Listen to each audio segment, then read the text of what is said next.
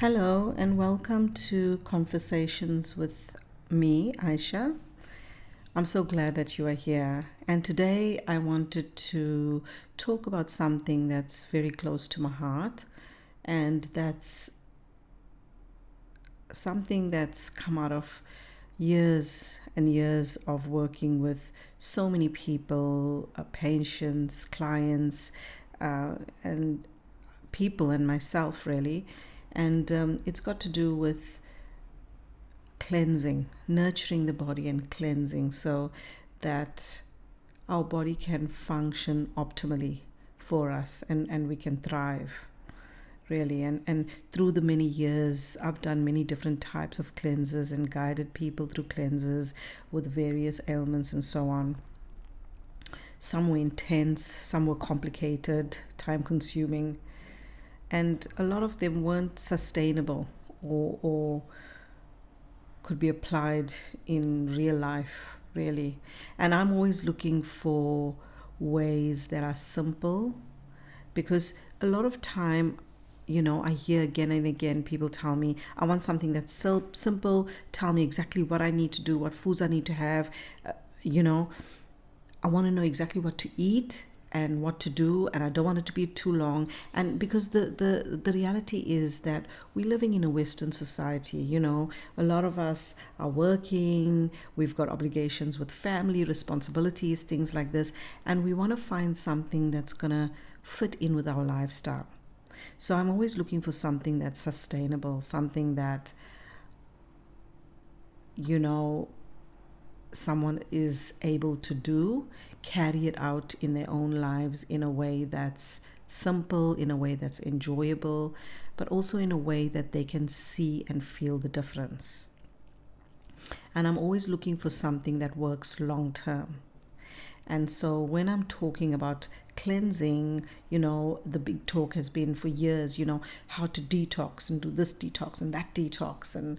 But the reality is, I find, especially in clinic, where people would come in and they're doing all these big cleanses. And what happens is, if they do some really intense cleanses, first of all, the foods that they're having or the juices that they're making and the stuff that they're doing may not be the best quality, which could be causing them more harm.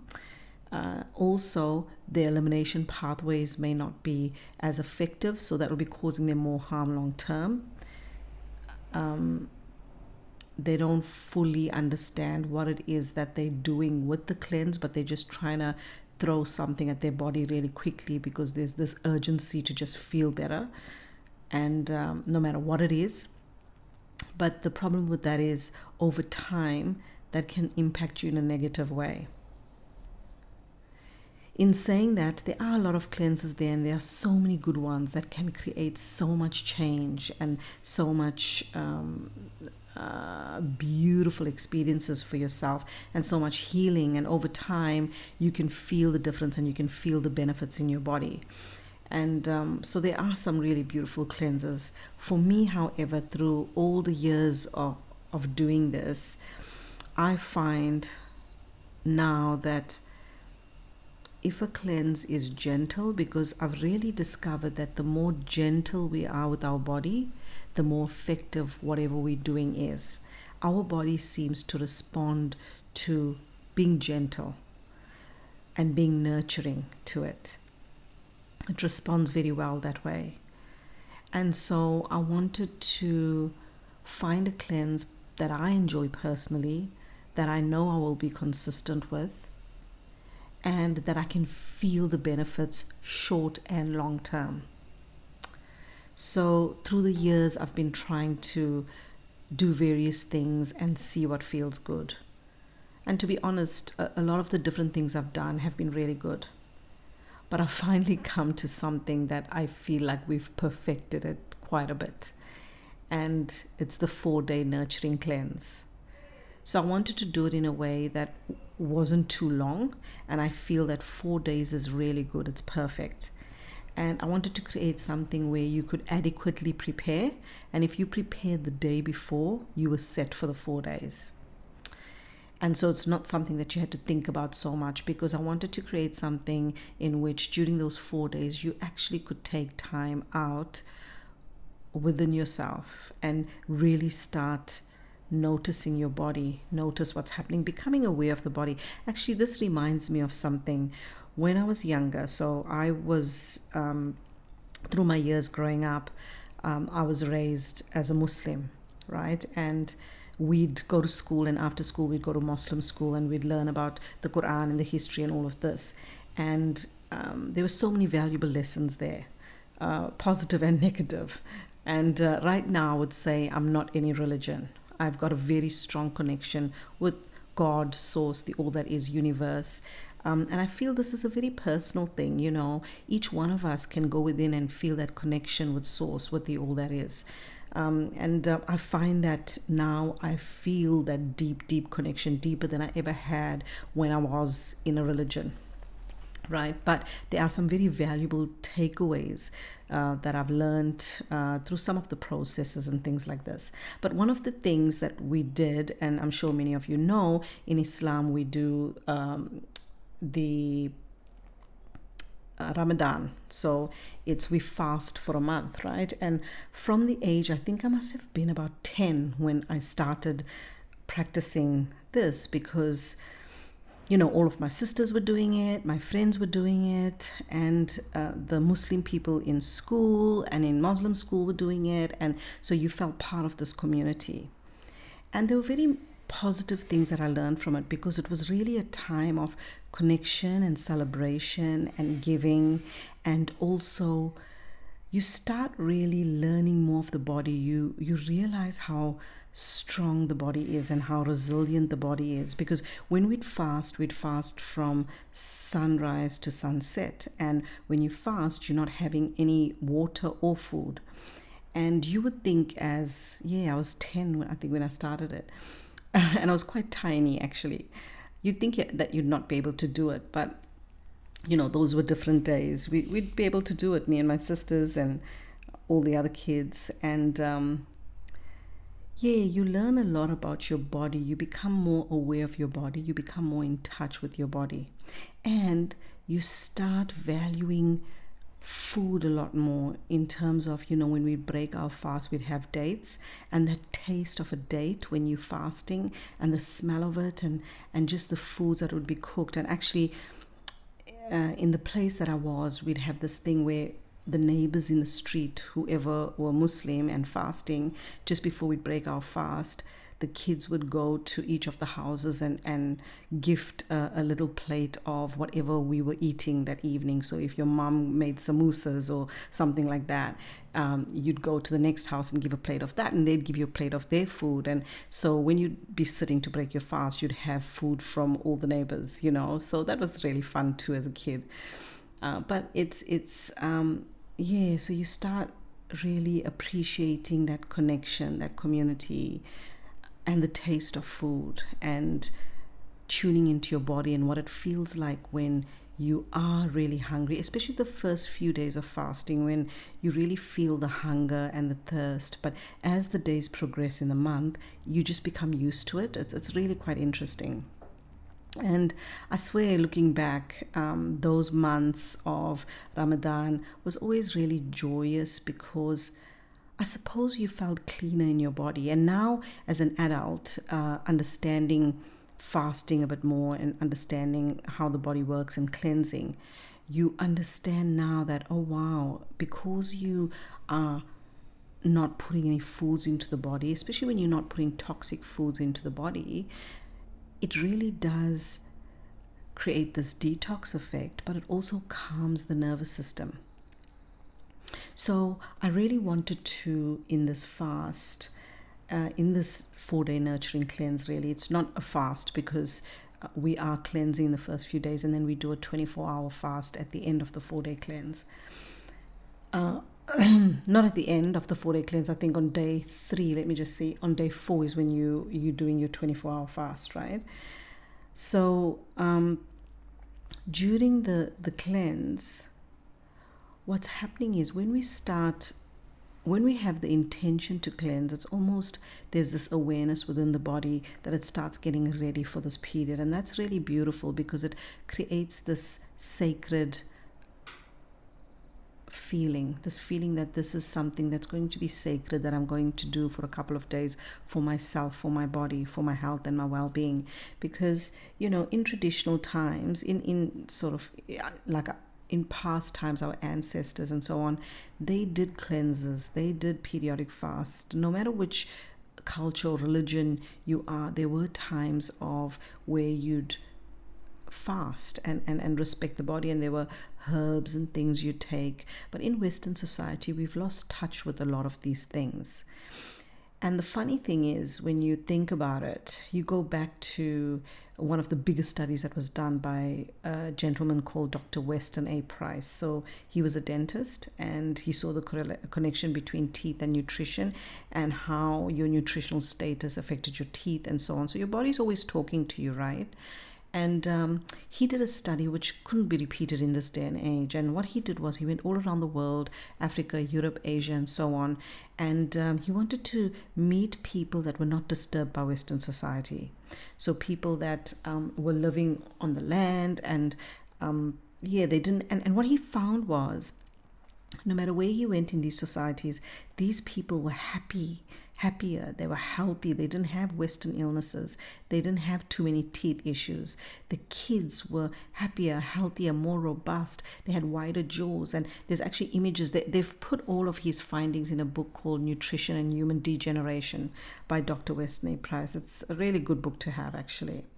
And he found that these people were not eating the things in Western society, so they were not suffering from the Western illnesses that we suffer from, right? And so if you think about it, we live in this Western society where a lot of things that we call food is not actually food. It's really processed garbage that they've put in packages and calling it food. And then when you think about all these packaged grains and things like that we do have, it's not planted in the same soil that it used to be, so it's not as nutrient dense, but it's also not the same product because things have been genetically modified and so on.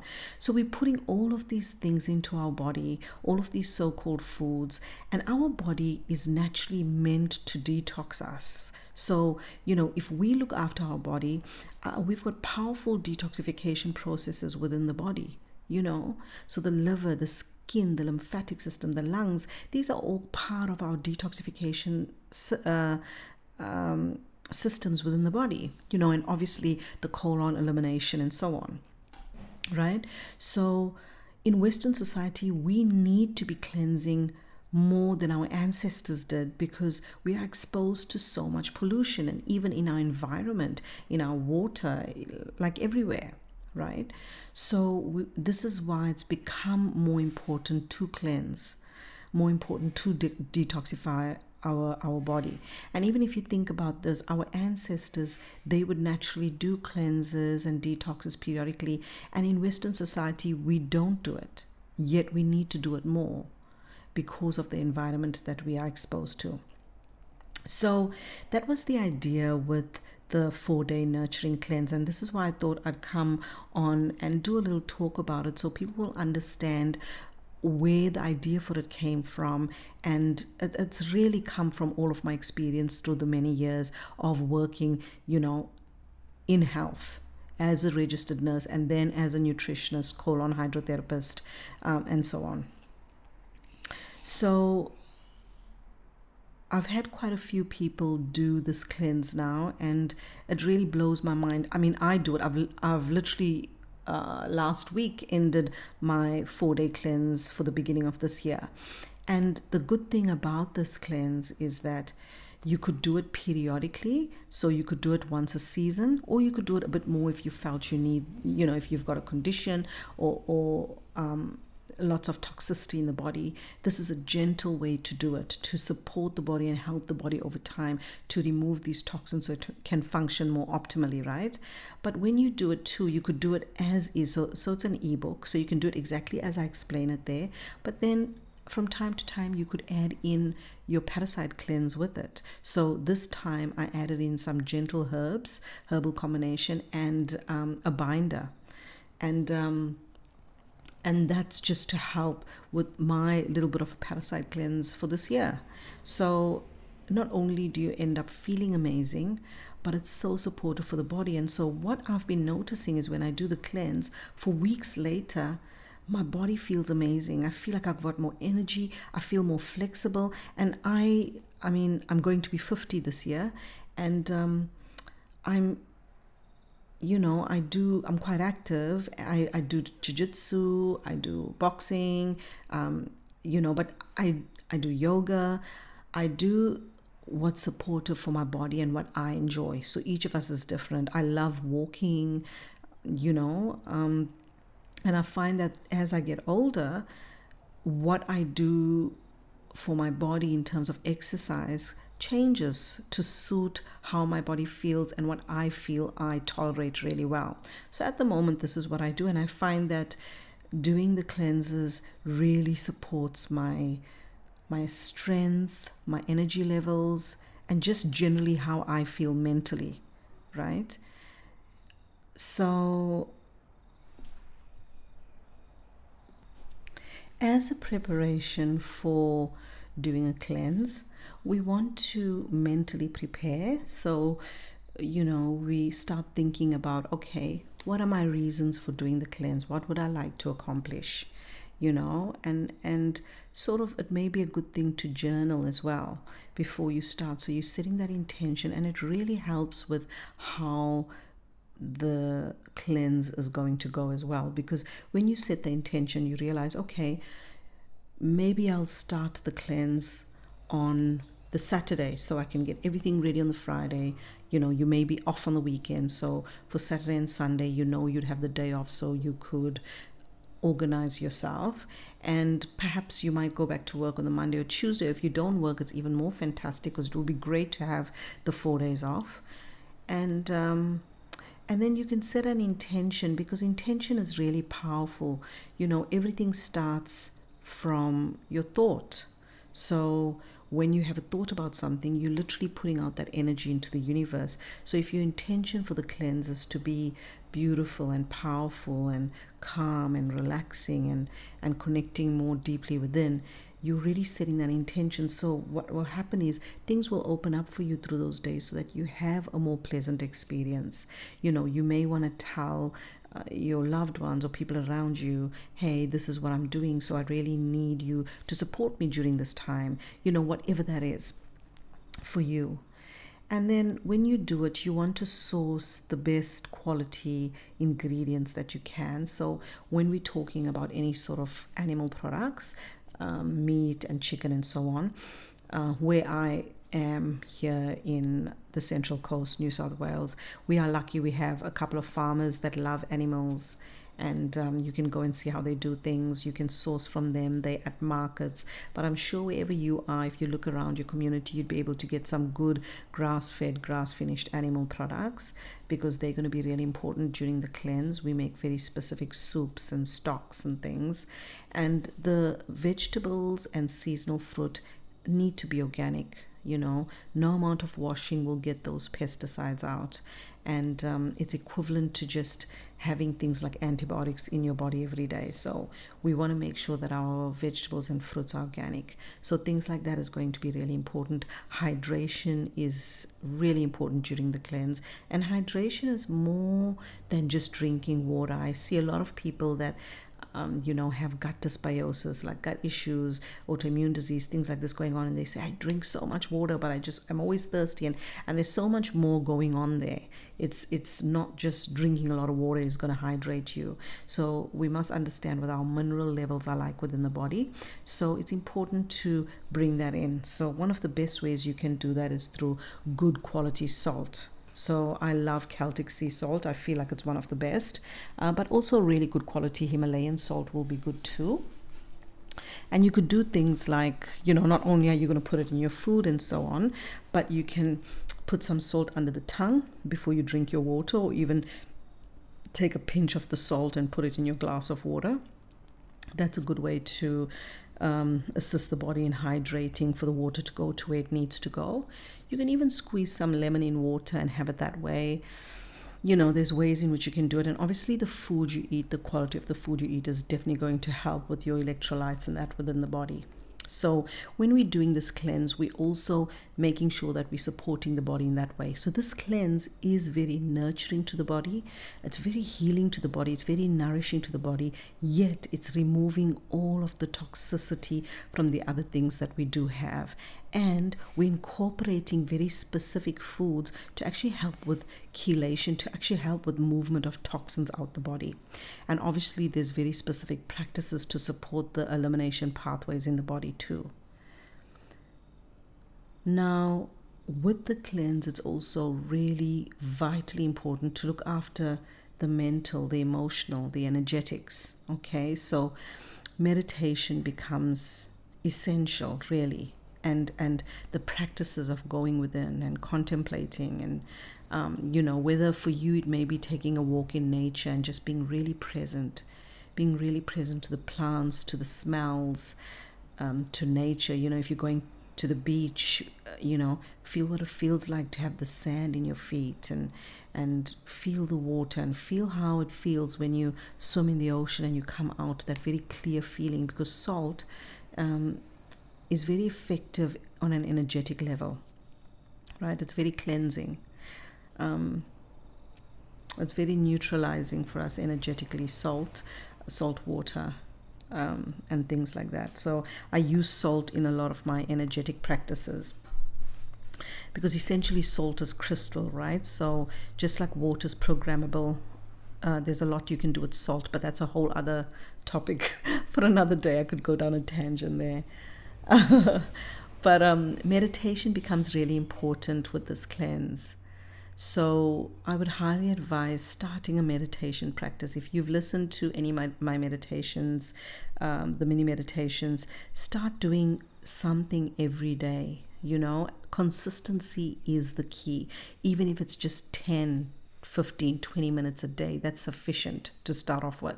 It's perfect, and it will create such change in your life, because you're training the mind to be more present. You're becoming more in tune with your body, with your emotions, and what your emotions are showing you.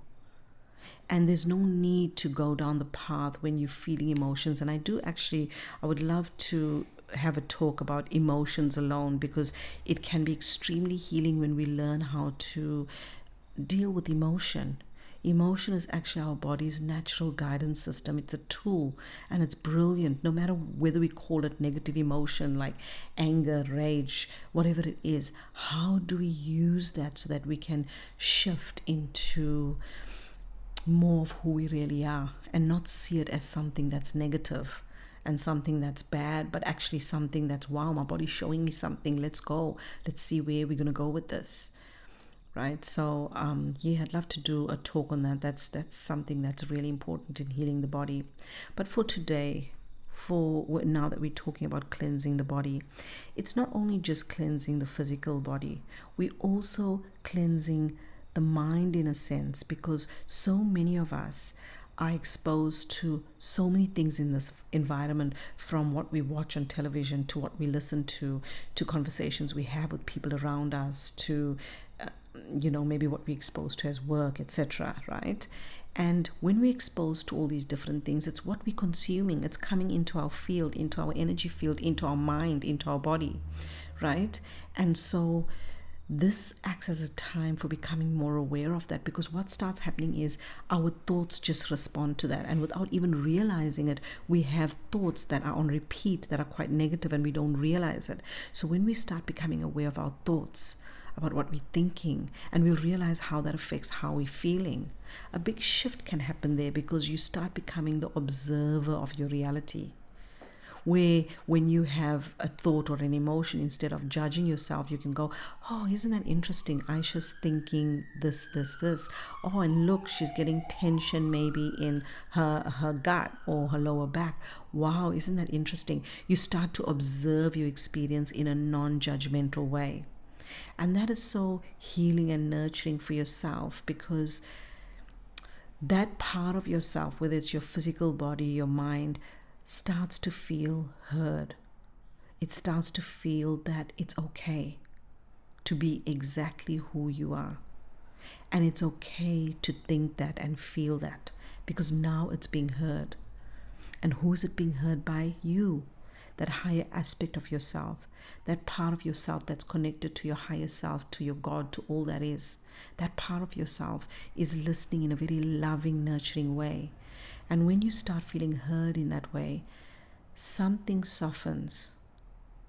There's a feeling of safety in that. And I feel like as a human race, we really lost that feeling of safety.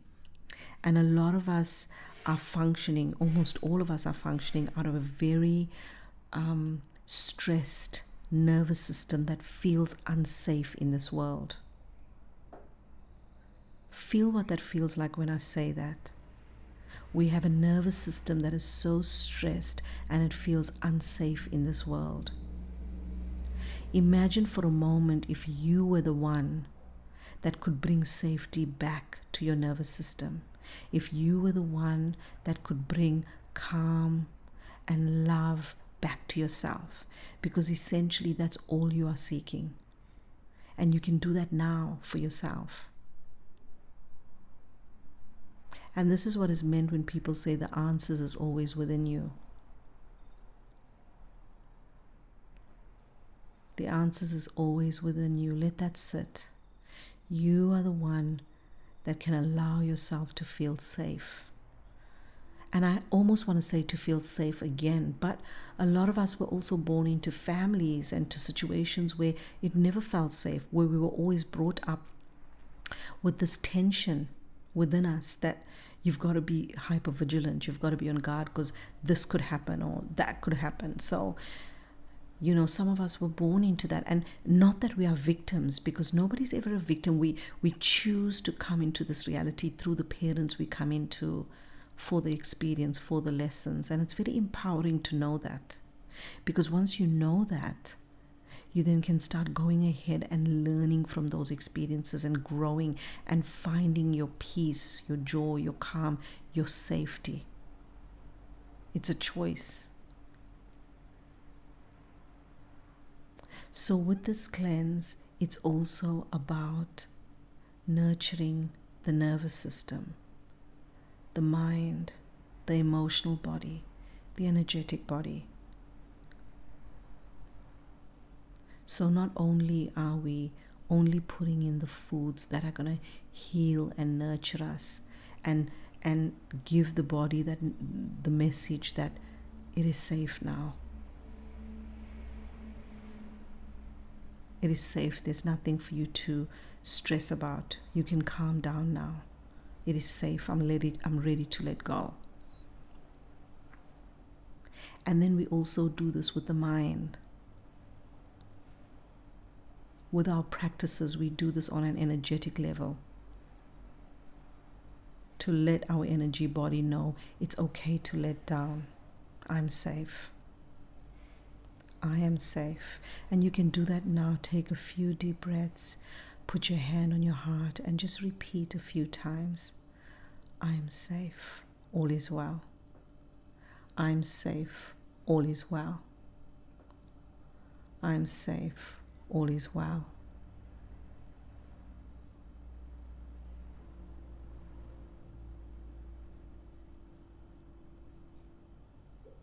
This is so healing for the body, the mind, the spirit. And just tune into yourself now. Feel what the body feels like on hearing this, on realizing this.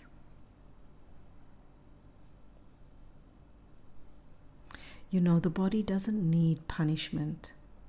It needs consistency, nourishment, and a little space to do what it already knows how to do. Your body just needs that support.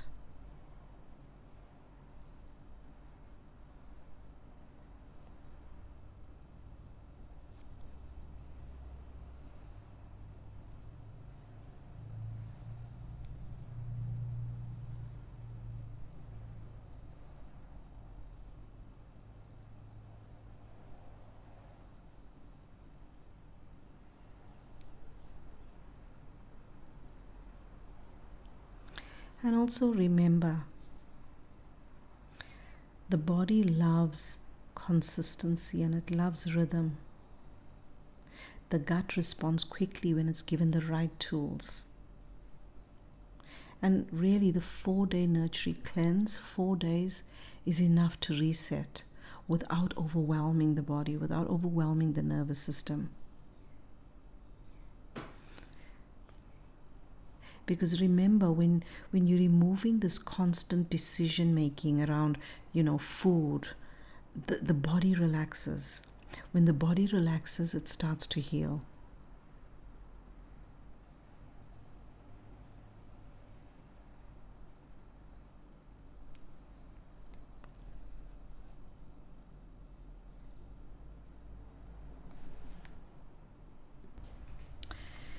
If you have been feeling called to reset in a gentle way, to nourish your body rather than fight it, this cleanse might be exactly what you've been looking for.